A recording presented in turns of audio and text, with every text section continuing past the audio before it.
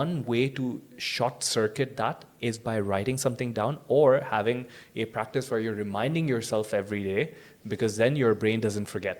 Yes. And then you look for those things. You look for, if you are grateful, you're looking for more and more things to be grateful for, because it spikes up a very cool emotional circuitry.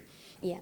And then also, what was really interesting on what she said is being clear and being specific, because a lot of people, you're right, like I want a job, or they're not specific enough. And what happens is a lot of people get a lot of confidence, but they don't get clarity with that confidence, and confidence without clarity can be very dangerous. Yes. Because you can walk around the world thinking you're super confident, but you're not clear exactly on what you want. Yes. So one of the ways that you said, write it down, be very specific. Yeah. It's amazing, because this reminds me of another study that they did in Dr. Gail Matthews' lab in University of Dominican, California. And what she showed was that if you write anything down, so it's a goal, I want to get a new job as a financial advisor in Morgan Stanley, something.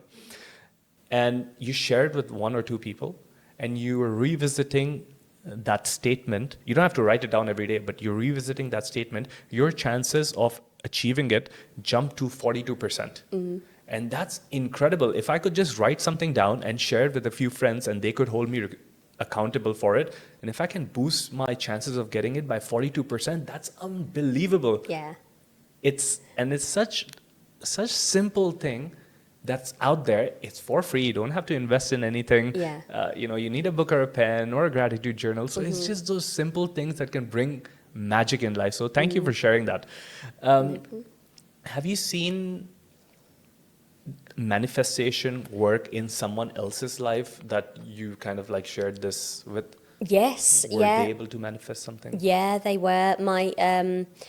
In fact, a friend of mine, a very busy mom, always rushing around, and she'd started listening to my podcast, and she made me laugh. She showed up one day when we went for coffee with The Secret and The Magic book, also by Rhonda Byrne, and she said, "I've got these, now what do I do?" And I said, "Well, you need to read them." Let's start there. Let's start there.